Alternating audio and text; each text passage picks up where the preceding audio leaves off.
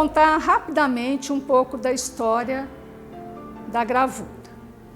A xilogravura como técnica, ela foi muito utilizada pelos egípcios e também pelos chineses a partir do século VI.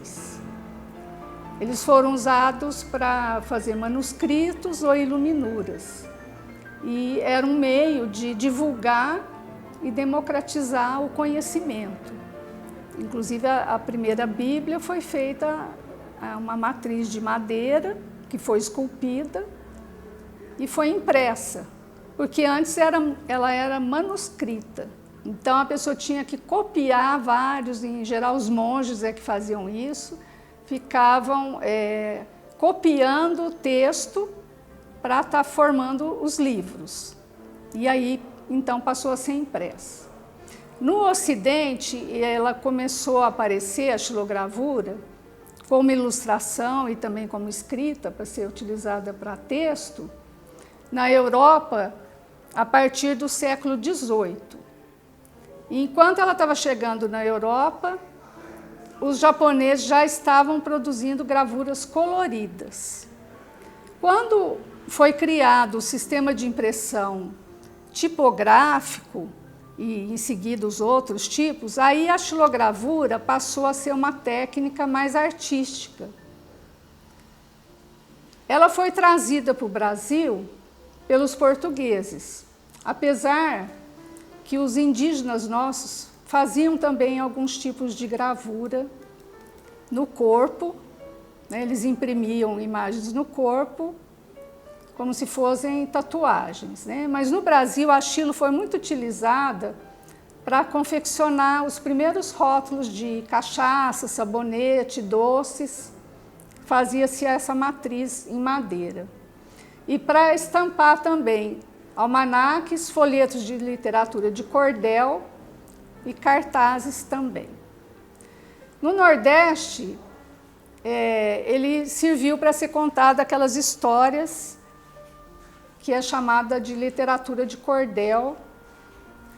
E, em geral, quando não tinha texto, era só a imagem que era utilizada. Como arte, a xilogravura se tornou mais utilizada e ganhou status de arte na década de 60 e 70, quando vários artistas do Brasil, sobretudo os grupos do Sudeste e do Sul, destacando-se Rio Grande do Sul, São Paulo e Rio de Janeiro, começaram a formar os clubes de gravura. Nesses clubes de gravura, os artistas se reuniam para imprimir as imagens e formar estojos que eram vendidos com originais de artistas mais conhecidos.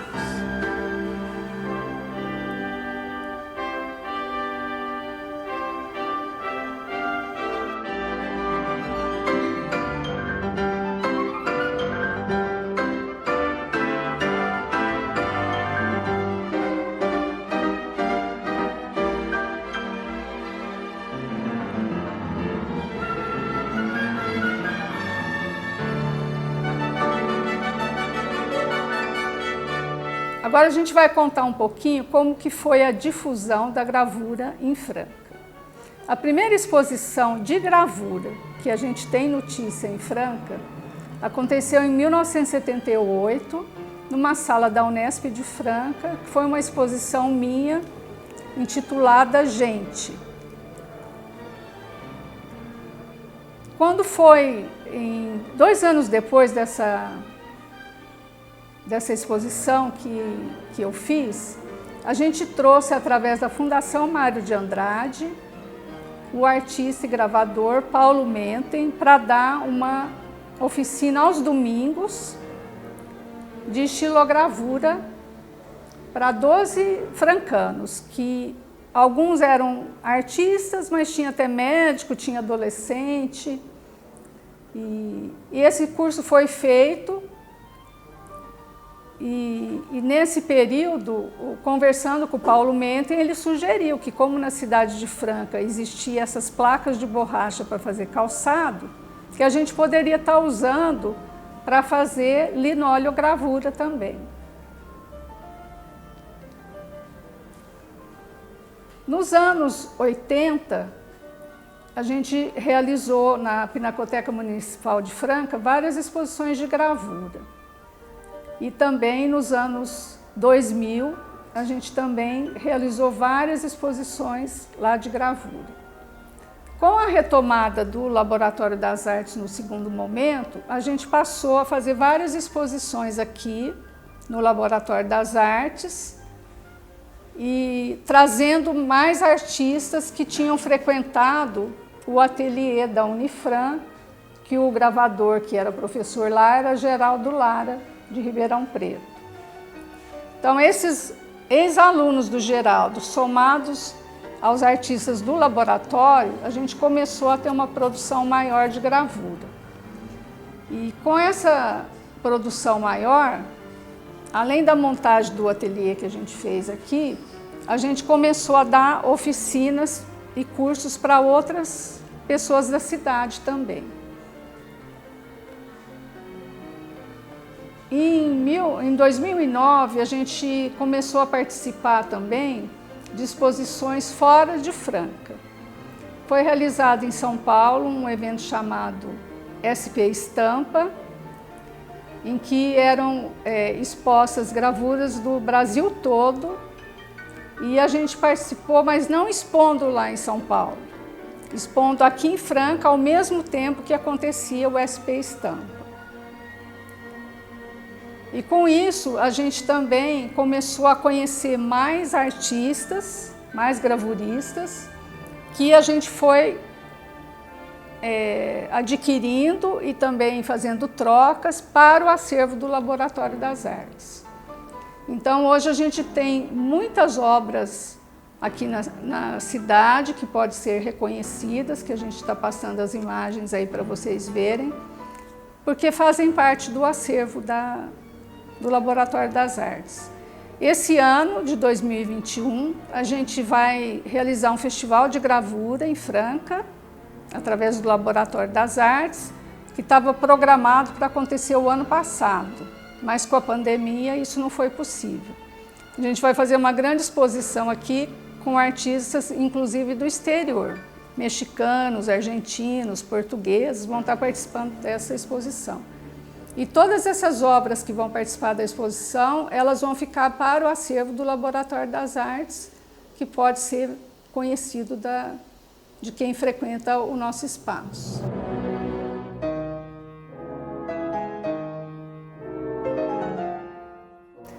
Nós vamos fazer um passo a passo de como é feita a gravura, xilogravura ou linoleogravura. Então, na primeira etapa, a gente vai mostrar os materiais e depois nós vamos passar para a execução.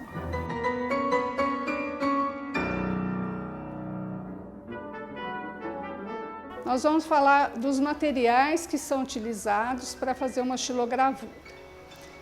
São vários tipos de madeira. Essa aqui é o aglomerado, que vocês podem ver que ele tem uma ranhura nesse sentido assim. Ele é feito a partir do tronco da madeira cortado na vertical. Então faz aquelas pranchas de madeira cortadas na vertical. Quando a gente corta nesse sentido do tronco, na horizontal, a gente tem esse resultado. Qual que é a diferença? Essa madeira aqui, ela é muito dura para ser escavada. Então, quando ela é feita nessa daqui, ela chama xilo de topo. Então, a mais utilizada é essa daqui. E hoje em dia, com a evolução dos materiais e até pensando na parte ecológica de não se utilizar madeira, tem sido utilizado o compensado, o MDF. O MDF, ele é uma farinha, né? Farinha de madeira colada. Então, ele é prensado e colado, se transformando nessa chapa, que é uniforme, ele não tem textura. Em geral, quando a gente vai usar, a gente passa até uma camada escura nele, para ter contraste no que vai ser escavado.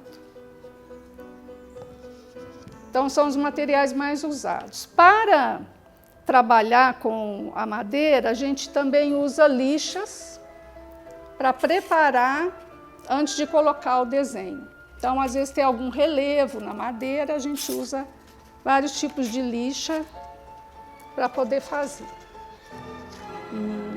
Então, a gente vai mostrar agora para vocês como que é feito a transferência da imagem que você quer trabalhar na matriz de madeira, na xilogravura. Aqui o Gerson está passando uma imagem que foi desenhada, colocando um carbono, colocou a matriz, o carbono por cima e o desenho que já estava pronto. O que é importante na questão do desenho? É você inverter a imagem que você vai colocar. Essa aqui é a matriz desse desenho que ele está mostrando aqui. Esse desenho foi transferido para essa matriz que depois foi trabalhada. Eu tenho que fazer invertido, porque é igual um carimbo. A gente vai pôr o papel aqui e a imagem vai sair invertida. Depois, na hora da impressão, vocês vão ver isso. Ainda falando dos materiais, o material que a gente costuma trabalhar são essas goivas e formões, que tem vários tipos: retas, arredondadas, de ponta de assim, nesse sentido, ou em formato de V, que é esse daqui, que produz geralmente fios.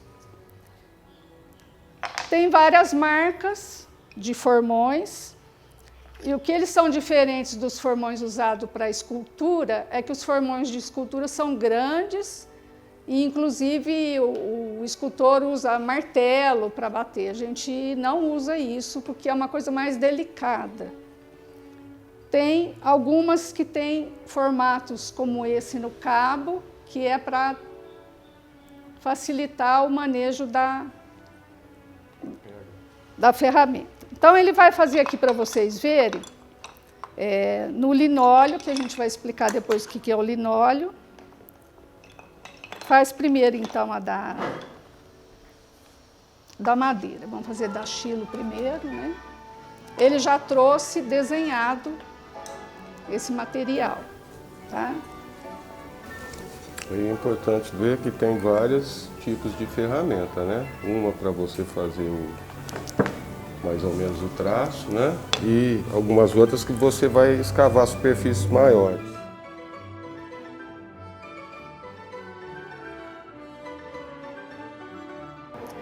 Nunca colocar a mão na frente, né? Na frente aqui, você pode escapulir a ferramenta e machucar.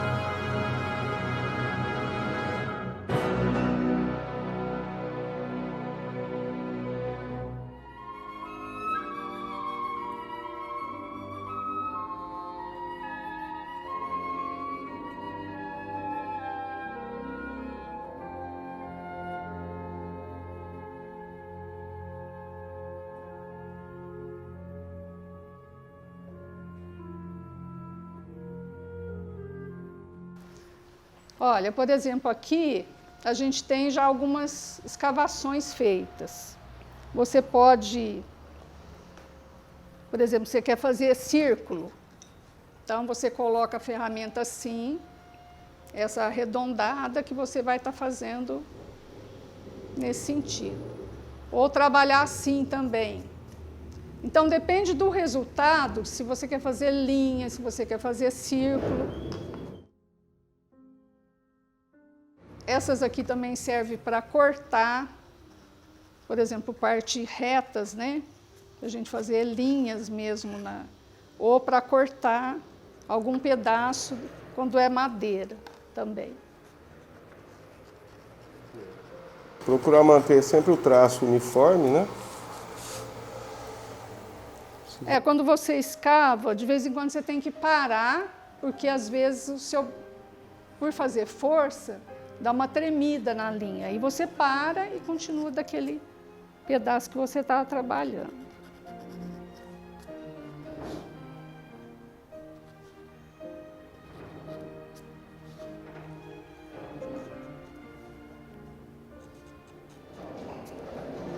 Enquanto ele vai escavando, eu vou mostrar algumas matrizes para vocês também do linóleo. Aqui em Franca, a gente usa placas que são feitas para fazer piso, fazer solado de calçado. Tem várias fábricas em Franca, nem preciso citar que todo mundo sabe, quem trabalha com calçado conhece esse material. Em geral, ele é uma parte menos trabalhada e essa parte aqui que é laminada, que eles chamam. Então tem de várias cores. Às vezes por cima ele é claro, por fundo é escuro, ou ele é escuro aqui e a de trás é mais clara. Isso tanto faz. Então aqui a gente tem algumas placas já cortadas do linóleo. Aqui não dá para ver muito o que é fundo e o que está na frente, porque isso aqui já foi usado para imprimir. Qual que é a vantagem do linóleo? Por aqui dá para ver. A gente pode recortar a matriz. Então, em vez de usar um formato sempre assim, quadrado, retangular, a gente pode usar uma matriz solta para compor gravuras diferentes. Então, aqui a gente vê linhas. Aqui, por exemplo, que é um formato circular, deixando até vazado, porque na hora de imprimir, o que está vazado vai ficar branco. Aqui é a mesma coisa.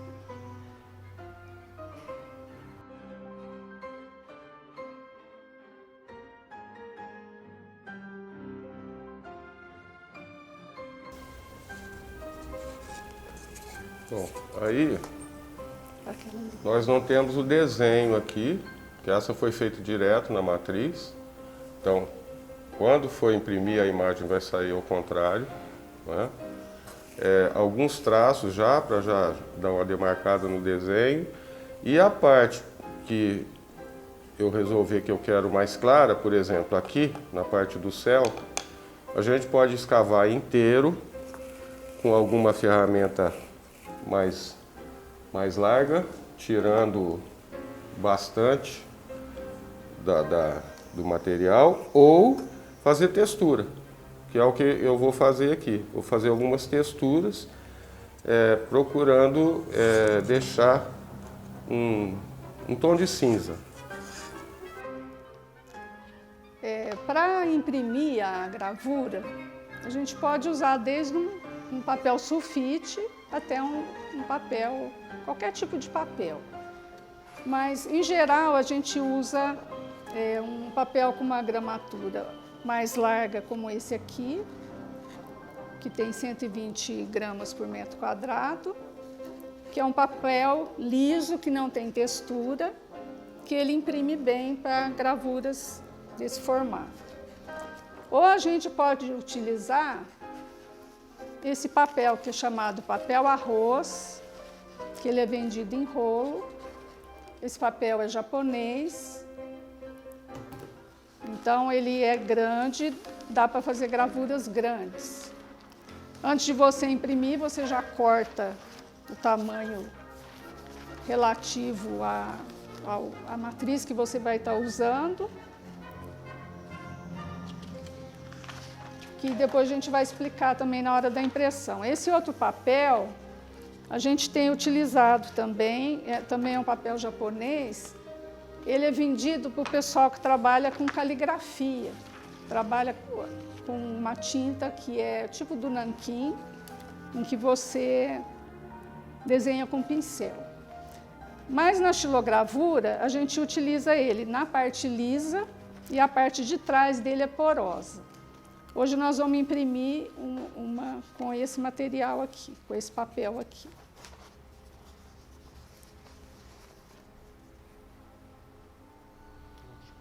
É.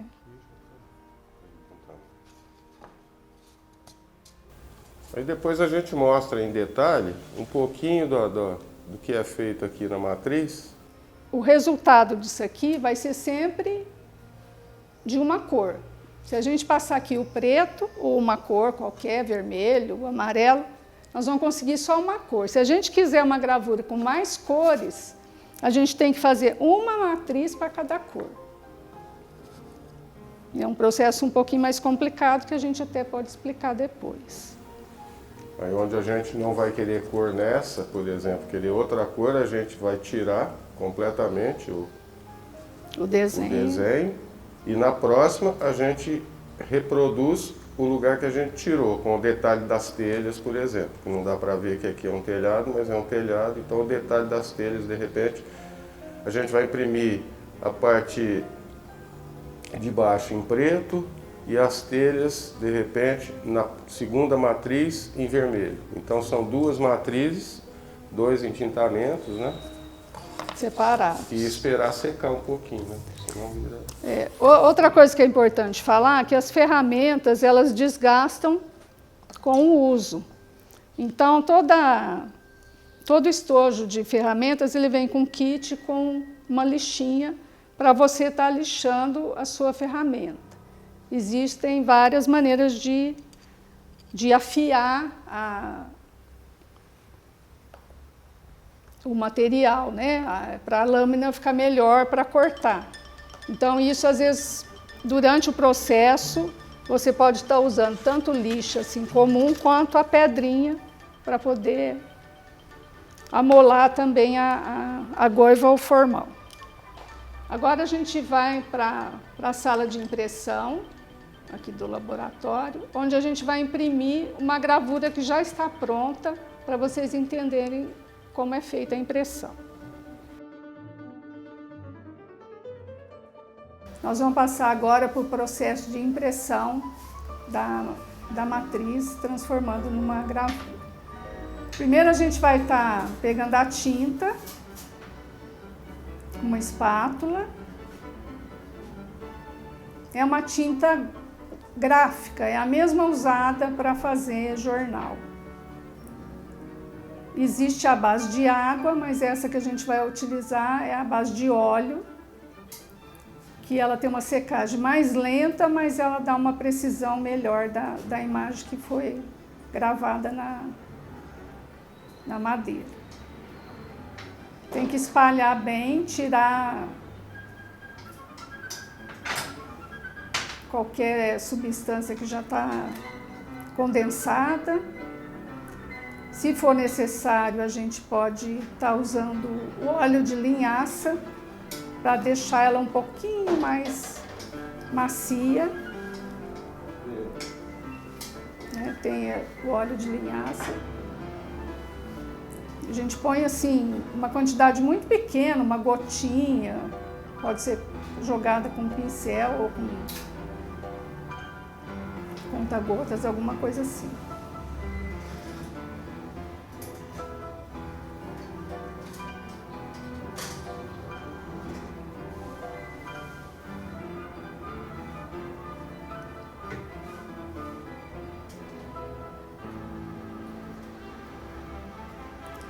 A estilo mais tradicional, também a gravura em metal, mais tradicional é utilizado o preto.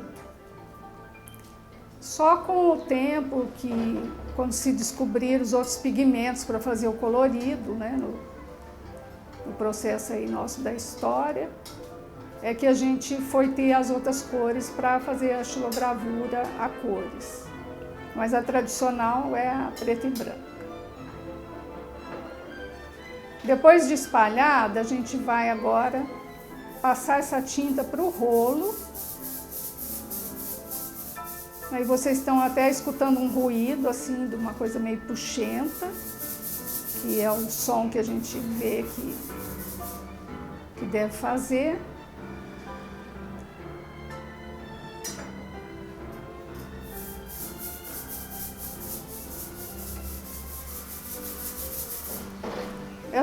Essa matriz aqui, ela já foi, inclusive a gente usou os dois lados dela para fazer. Então agora nós vamos passar a tinta para ela.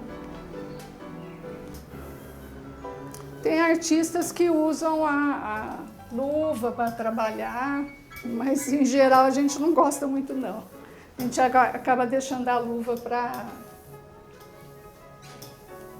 na parte de limpeza mesmo. Enquanto ele está passando a tinta, a gente também já preparou aqui aonde a gente vai colocar a matriz e a folha de papel cortada do mesmo tamanho para a gente fazer a figura centralizada no papel, porque senão ela fica torta e principalmente quando é mais de uma cor que a gente vai usar, a gente chama o registro, né? O registro tem que bater exatamente no mesmo lugar, senão fica errado e não dá um resultado bom.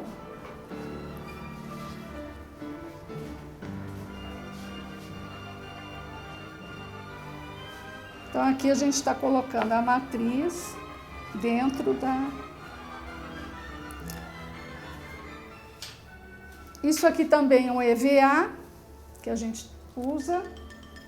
Essa também é uma placa. Para a gente colocar, vocês vão ver a sequência que a gente coloca. Aqui, ó, então, é a folha de papel que eu vou imprimir, cortada do mesmo tamanho. O que eu vou fazer? Vou colocar aqui, bem alinhada, para deixar agora o papel descer. Tem duas maneiras de imprimir. Uma impressão a gente pode fazer com a colher, uma colher de madeira, que é meio arredondada, como essa aqui, e que a gente vai esfregando atrás do papel para sair a imagem. Tá vendo? Ou a gente pode usar isso daqui também, que se chama Bahrein, que a gente também esfrega. Ele tem um feltro aqui, né? A gente esfrega e também imprime. Agora, para a gente ter uma impressão muito caprichada, muito boa, bem assim, preto e branco, como a gente quer, a gente tem a prensa. Então, a gente coloca esse material aqui por cima e nós vamos levar para a prensa. Essas prensas, antigamente, ela chama prensa de rosca, porque a gente enrosca aqui, né? Ela era muito usada para fazer livro, qualquer tipo de impressão, que tinha a madeira como...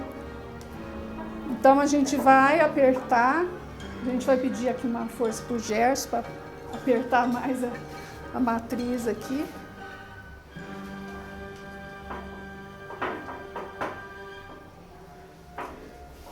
Aí a gente dá um tempinho para a tinta aderir bem.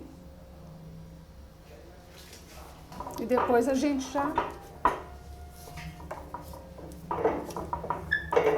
tira daqui.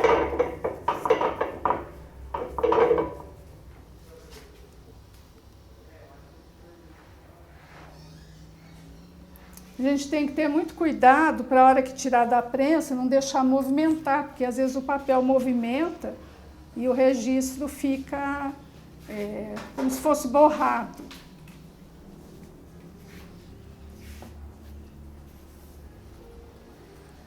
A gente primeiro dá uma olhada para ver se saiu como a gente queria. Tá vendo? Se de repente não ficar muito escuro, a gente pode segurar e vir, vamos passar mais um pouquinho de tinta, para ficar um pouco mais escuro do que está aqui. Aí a gente tem que ficar segurando o papel.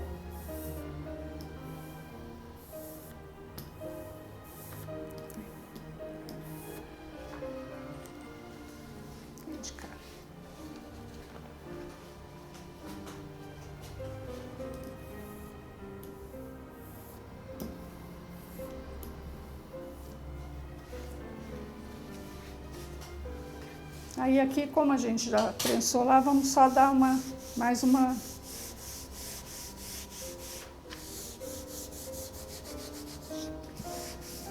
Quando o papel é transparente, como é o caso desse aqui, fica fácil a gente ver se está ficando bem impresso, porque vai dando para aparecer mais a imagem.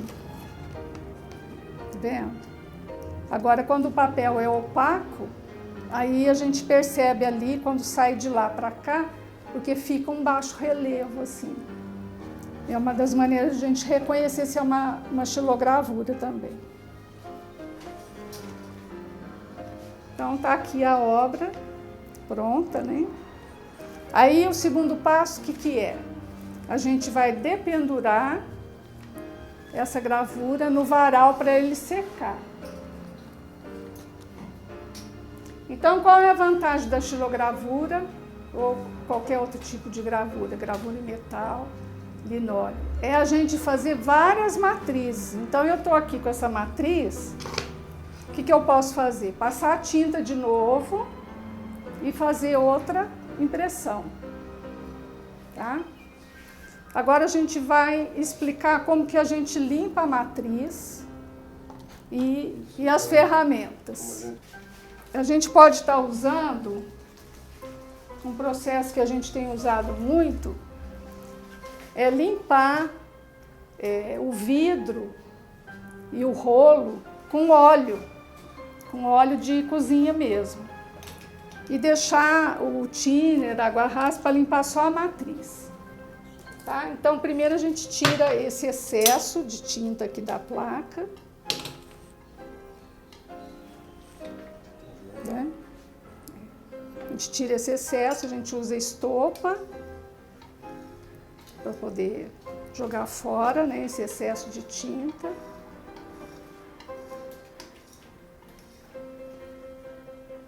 Isso é tão importante quanto imprimir e todo o processo, porque se você não deixar as ferramentas limpas, o rolo limpo, você vai perder material. Então, você precisa deixar tudo bem limpinho.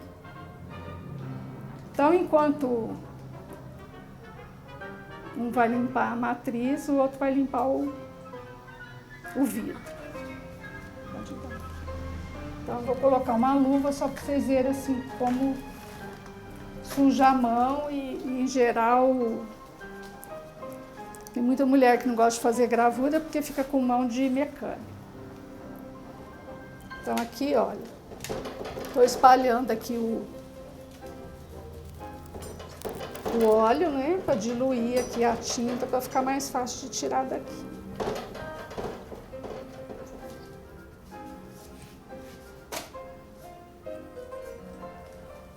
E o Gerson vai usar o água rasa ou thinner aqui no caso, para poder tirar. Mas a tinta que fica na mão, ela sai também só com sabão. O único inconveniente é que às vezes ela entra por baixo da unha e fica mais difícil.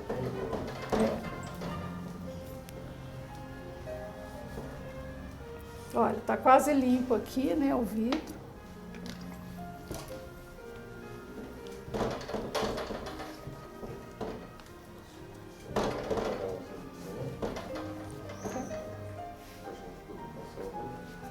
Esqueci. Vou pegar um outro papel.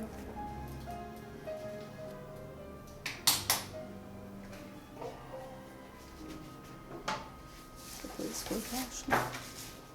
Então, aqui vocês estão vendo que tem vários tipos de rolo. Tem rolo mais estreito e rolo maior, mais largo. Existem rolos até grandes assim, quando são gravuras de matriz bem amplas, né? Então esse rolinho menor também facilita, às vezes se você quiser fazer uma parte colorida que dê para você trabalhar com rolo ao mesmo tempo, uma matriz só, você pode estar utilizando um rolo pequeno também. E aí depois que a matriz estiver limpa, deixá-la num local aberto, porque o cheiro fica um pouco forte, né? Inclusive o uso da máscara nesse momento é importante também, se você for ficar um período muito grande imprimindo, o ideal é você usar a máscara também, porque a tinta também cheira um pouco, pode dar uma irritação. A relação do Laboratório das Artes com a gravura é muito antiga. Vem desde o final dos anos 70, quando veio pela primeira vez à Franca o Paulo Menten, que é o autor desse trabalho aqui. Ele era um gravador que é muito conhecido nesse meio, né? E ele deu um curso aqui de gravura, né, para as pessoas interessadas, e vários ligados ao laboratório, embora ainda não existisse o laboratório. Esse grupo e a doação dessa obra foi que levou o laboratório a se preocupar com a questão da reprodutibilidade da obra de arte, né? A gravura tem essa característica, é uma obra de arte democrática, porque a partir de uma matriz você pode fazer várias cópias, né? E são todas consideradas originais. Então, desde o início, o laboratório começou com essa preocupação de divulgar a gravura e de colocar no seu acervo obras dessa modalidade artística. Bom, impressa a gravura, a gente vai ensinar como que é feita a identificação da obra. Em geral, não se tira mais do que 100 cópias de uma gravura, porque a matriz vai ficando desgastada. E então, no rodapé da imagem, vamos supor que isso aqui é uma imagem, nesse rodapé aqui, a gente vai colocar da seguinte forma: uma numeração, que é um número sobre outro. Então, seria assim: essa é a primeira cópia de 100 gravuras. Então, eu ponho 1-100. Quer dizer que a primeira gravura é de 100, a segunda gravura é de 100, a terceira e até chegar ao número 100. Quando o artista faz uma tiragem só para ele ver como ficou a gravura, ele escreve P.A, prova do artista. Então, essas provas geralmente são 2, 3 provas. Quando elas são vendidas, elas são as que têm mais valor, porque ela não é feita assim para ser vendida, ela é mais feita para o artista ver a qualidade, mas ela se torna mais valorizada nesse sentido. E existe então uma terminologia variada de PA a PE, que também seria prova de estado, e vários outros tipos. Em geral, então, é escrito assim: primeiro a tiragem, depois o título da gravura, sempre em papel, sempre em lápis no papel, título da gravura, e no final o artista assina do lado direito, embaixo, ele assina e põe o ano que ele fez essa impressão. Em geral, então, a data que é colocada é a data da impressão.